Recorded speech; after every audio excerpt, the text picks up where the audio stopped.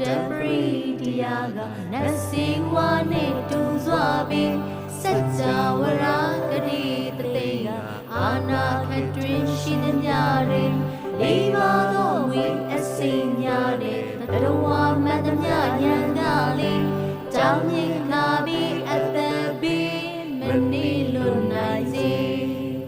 ဝိရူပကအိယာပဌာနေစာပြဗုဒ္ဓနဂါမင်းတွင်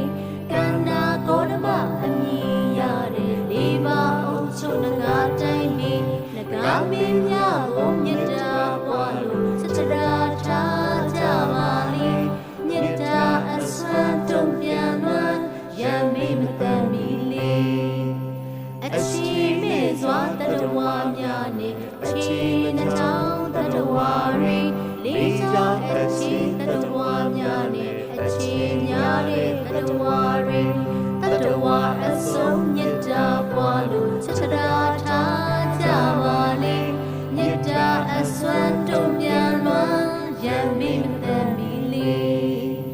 အချီမေစွာတတဝါများနှင့်ချီနှချောင်းတတဝါရီ